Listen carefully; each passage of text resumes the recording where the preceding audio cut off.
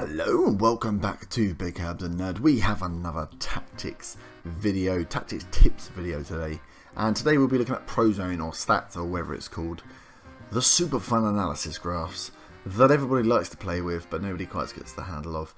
This will be my take on how I use the Prozone Stats. I would say no way in any shape an expert, but it's good to share the experience of how I use Prozone to analyse my tactics midway through a season. So once you've set up the tactic, you're playing the way you want to play, analysing the performance, usually when it's going badly, but sometimes good to see when it's going well, which players are contributing.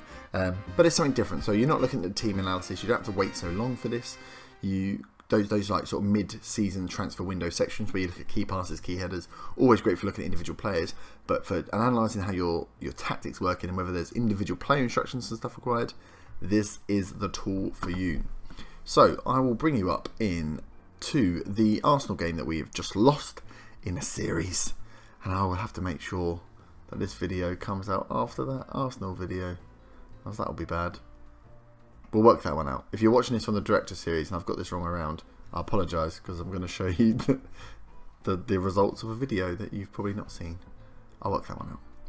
So what you want to do is, let's go back to the beginning. So you come into the schedule screen, you can see your results here from the games you have played. And what you can do is just click on the little number here. So let's start with the Arsenal game. Click on the 2-1, go into analysis, go into teams, and here you are. You've got the lovely Prozone Stats. I think there's a couple of ways of getting into it, but this is the one just to go game by game that makes it that you can just sort of check the stats, have a little notepad ready, write down some of the stuff, then move on to the next tactic. So we will look here at different areas, try and work out again goals for and goals against, where it's gone right, where it's gone wrong. So if we have a look at shots, what this will do, you can set this up for obviously Arsenal, West Ham, or both. We will look at our own performance at a moment and have a look at what's gone on. So these are the shots that have happened. We had, 5 shots in the game. 3 on target of the 5, not bad. Where are they coming from? Who are they coming from? So we can see Dolberg had a couple of shots. A lot of shots coming from the middle. That's always good. The goal, and we kind of want to get rid of the off target. So we have a lot of shots there, and that wasn't great. And this will give you the full match view. So we can look and see, okay, where are we getting shots from, especially the goal. If you have a little right click, you can click show linked events, and this will show you the passes that came in. So Rossiter collected the ball, played a pass into Zaha, played a pass into Dolberg, and Dolberg put it away, 1-0. Lovely shot. So that was a nice build-up play. That's the winger coming inside to play the ball there, and the central midfielder. Right, let's come out of this then. Oh, little X over there. Okay, and we can have a look at some of the other shots. Another shot off target, see linked event. So Dolberg here just on his own got the ball and smashed it into the goal. And Sarko show linked event. Right, well, this was a messy one. So here we had Anoma, who's that? Andre Ayew. So playing the ball around, Payet here touched it multiple times. Payet there getting lots of touches in the centre of the pitch before laying it off, and Sarko had that shot that went off target. So a lot of play around the middle. That's always good to see. So goals come in through the centre, even though I'm playing with wingers on attack. Very interesting.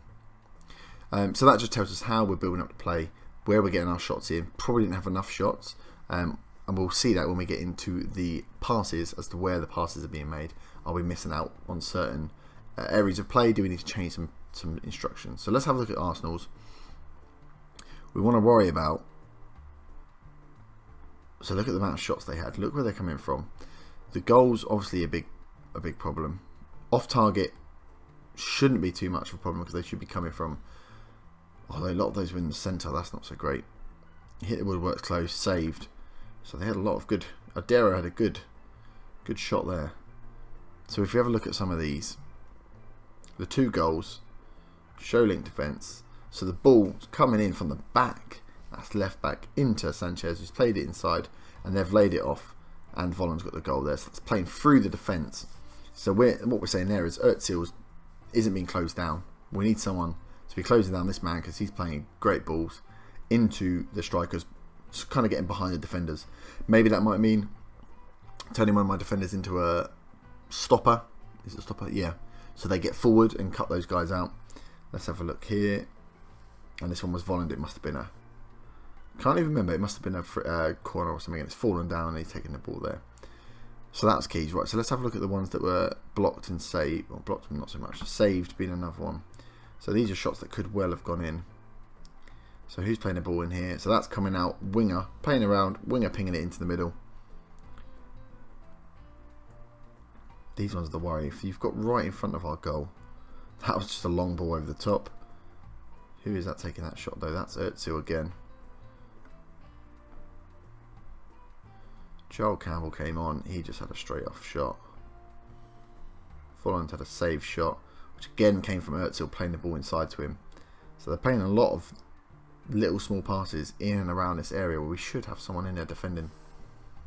Okay, so that's worry. So we might need to watch when they're playing this 4-2-3-1 formation, that we have someone marking this middle guy, because that's where the play's happening. They're setting up the rest of the team from there. So that was shots. We have a look at that. That gives us a bit of an idea of what we can do with defenders. Possibly put one on stop us as they come forward, or have a defensive midfielder that drops in to cut these guys out. We've tried to deal with the wingers by having our fullbacks on defend, so we've kind of done all we can there. Let's look. We've seen assists already because we looked at that one. Right, passes completed. Right, let's have a look at. There's a lot of passes completed. Key passes.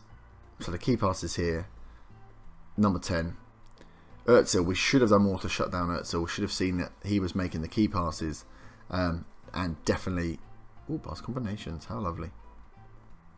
Yeah, he's making the key passes and should have been shutting him down. So we need to watch out for that man, that central guy. He is one we need to close down when we're playing against that sort of formation, because he's making a lot of the big passes. Who's that? Coughlin. That's the other central midfielder. We need to watch out for that. Let's have a look at our key passes. Only 3 key passes. That's not great. And they're a bit sporadic, so we need to work on that. Lots of passes completed, but only 3 key passes.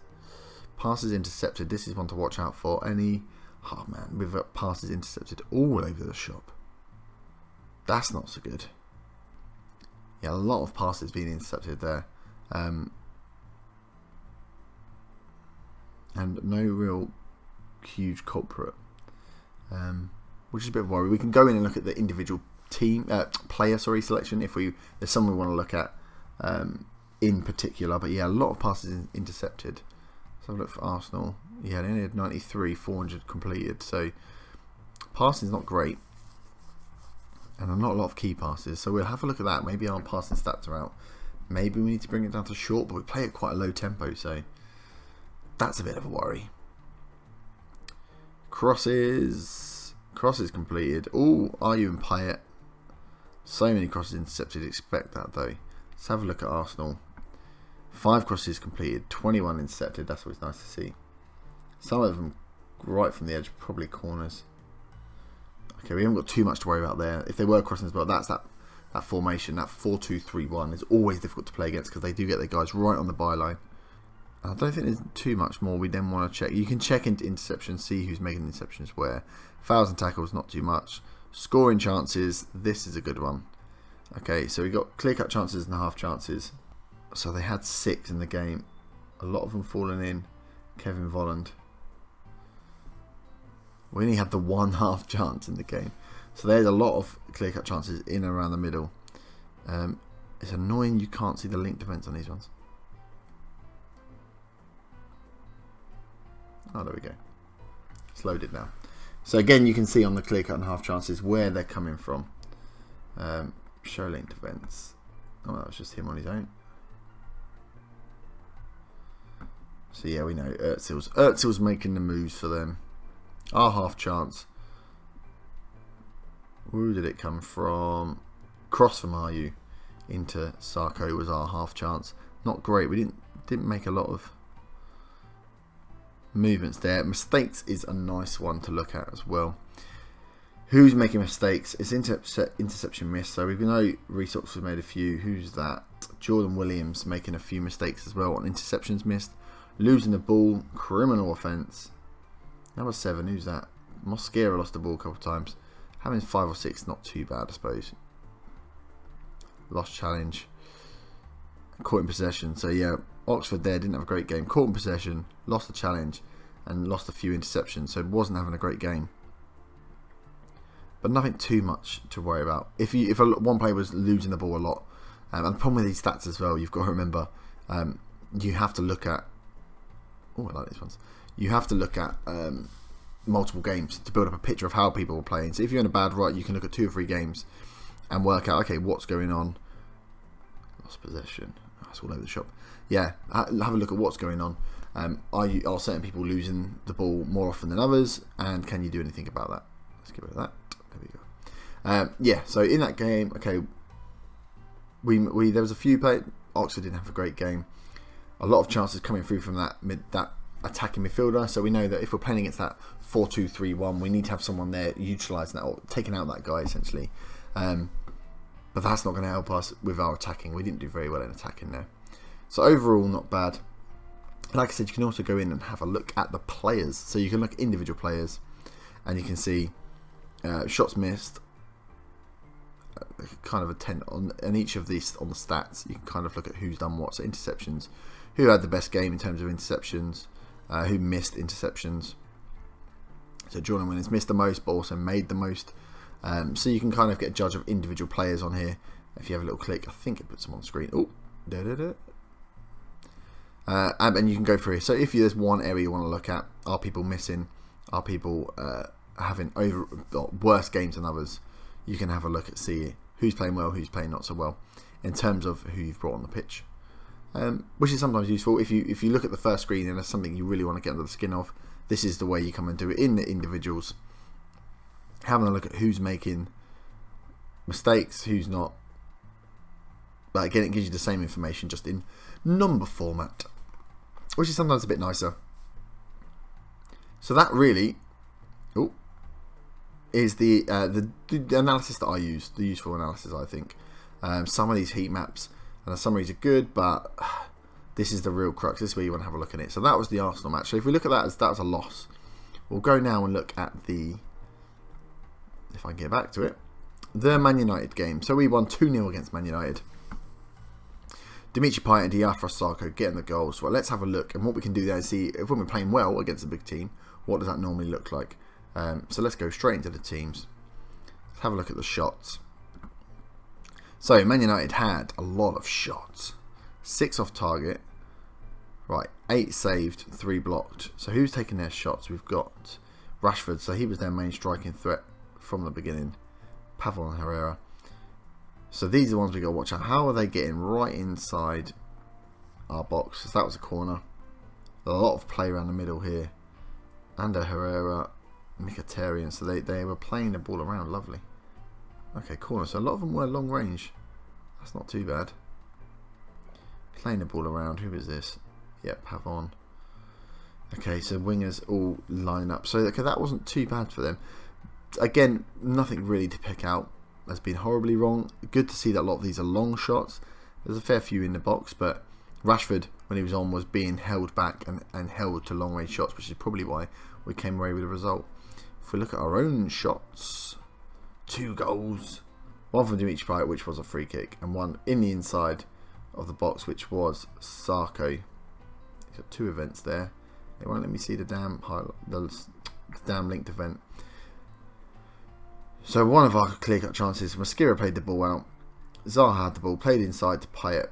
Payet playing a lovely ball inside to Dolberg, who turned around the corner, gave it to Sarko, should have put it up one away. I remember that one. Won't let me pull the damn stats up. That's good to see. Off target, long range shots coming from Payet. 3 from Payet. Maybe should be looking at him just to take down his shoots more often. Having played the ball through to the wingers more than taking the shots himself. I don't know what his long shots are like. 15, so he should have not bad long shots. If that maintained, if I looked at many multiple analysis in multiple games, and the long shots were all down to Payet, then I'd look at switching that in a player instruction, knocking him down. What I'll do is keep an eye on that in the next couple of games. If we see that long shots are coming up a lot, have a look. Who's taking the long shots? Is it Payet? Right, turning down to shoot less often, and he might then play the ball out or hold the ball up, which stops us wasting the opportunity. So that's a good thing to keep out. He's our key playmaker, but if he's wasting a lot of opportunities, that's not so good. So shots not too bad. Right, key passes. 6 key passes from West Ham. Who's 23? Neymar. And a fair few from Payet there.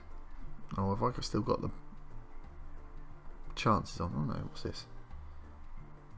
Clear cut chance. Where's me?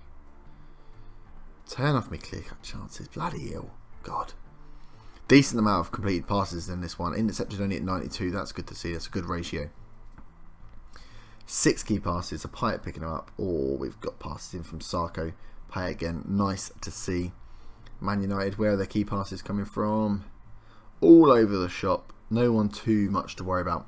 A lot of these stats as well you can use mid-game. So at half time, if you're seeing a lot, jump into these stats, have a look at the games, see who's making those passes. It might help you pick those opposition instructions, because this stuff leads directly into opposition instructions. So if you get to half time, have a look. Are they taking a lot of shots? Are they got a man that's making a lot of key passes? Close him down. Take him out of the game. This is more useful for yourself when you're looking at, okay, who's the players that's actually playing the good football for us, who's playing the good balls. We know Payet is. We know possibly he's taken too many long shots. So if we turn that down, maybe we'll play more key passes. More goals for us, hopefully. So that's good to see. Crosses. Yeah, 1 cross complete. Crossing's not been great for us, to be honest. Right, interception. No, sorry, mistakes. That's what I want to see. Scoring chances. How many do they have? 4 half chances. All around the edge of the area. Good to see. We had 2 clear cut. 3 half chances. So we were on fire. Again, from somewhere around the edge of the area. That's sometimes good to see, actually, who's taking your shots. If you're not scoring goals, but you're getting clear cut and half chances, who's the one that's fumbling? Who's not got the composure to put them away? Movements. I would look at saves. No. Mistakes. Here we go. So for us, who is losing the ball? Who's number 4? Sarr. Sarr not having a great game then. A couple of mistakes. Losing the ball. Sorry, mission interceptions. Who's lost the ball? 22. James Bree.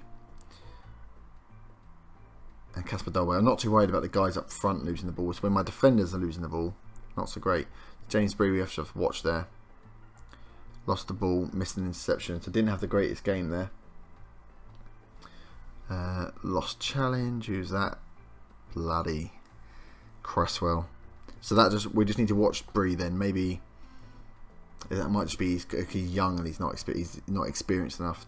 So we'll be making more mistakes, but something we can watch out for. Okay, so that's not a bad little rundown of the Prozone stats. If you were to look at the players, again you can see kind of, you go into mistakes, have a look at who's doing what. Missed interceptions, losing the ball. You can just have a look at, okay, player for player, who's doing it. But I prefer the team screen. It's much nicer. And like I say, you do this over a couple of games, especially if you're having a bad run of form. Just have a look at those games, see what's going on, and then bring that into your halftime talk. If you're playing, you want to tip the balance of the game, or you feel like you're under a lot of pressure and you manage to get through that first half, have a look at those stats, use them, turn them into player instructions, and analysing your opponents for the next half. Try that again. Use that for analysing your opponents and using it in the next half. It's always very useful to sort of flip that mid-game. It gives you a bit more knowledge. It doesn't always work, obviously. Football Manager is a very fickle game, and even though you think you sorted it, it will, throw it back in your face. But it's always good just to get in there and have a look at half time, see what's going on. And like I say, I do a lot of that off camera in between the games. I should probably do more of it, but sometimes I like just getting in and sort of running by the skin of my teeth. But I think that's a quick rundown of Prozone. I don't want to go into too much detail. If you want more detail, do let us know, and I can go into individual areas in a bit more. That's just an idea of the mechanics. That's how I use it. Like I say, you're having a bad run of form. Like earlier in the season, we had 3 losses on the trot. Looking at the stats there, enabling us to see, okay, who's making mistakes, who's not making mistakes. How do we tweak slightly? And then you take that into your tactics. Look at your individual player instructions. Okay, do we need to... Oh, where's it gone? Do we need to have shoot less often on, fewer risky passes? Are they giving away the ball more? So James Bree, maybe we put more fewer risky passes. So he's trying to build his confidence, give away the ball less often. So there's stuff you can do within here just to tweak those individual players, and you can set them just for individual players as well. But I will do another video more into analysing opponents and sort of using the Prozone stats to improve your tactic another time. Just do a quick little Prozone rundown now, so you can get your hand on it, and then I'll bring another video out in looking at analysing opponents and then how to use Prozone Stats in game to tweak your tactics. I think just to keep this series going, because I like to, you know, talking about my brain, how I think about Football Manager, what I've learned over the multiple years of playing it, 16 years or something stupid. So I do enjoy trying to impart, and hopefully if it helps in the tiniest way, then it is all worthwhile. But I will leave it there. If you do want to see something else in more detail on this sort of little tactics tip series, let me know, and I will try and incorporate it into the next video. We will be doing videos on analysing opponents, something I do a bit of. Don't go into in-depth, but I can show you the in-depth way of doing it, how to look at individual players and see whether it's worth tackling them hard or not tackling them hard, or closing them down, not closing them down. Go into the sort of decisions around that, and also the hindsight of not using it too much, because obviously if you use some of that stuff too much, it detracts from your tactic. But we will get into that another time. I hope you have enjoyed this little short episode.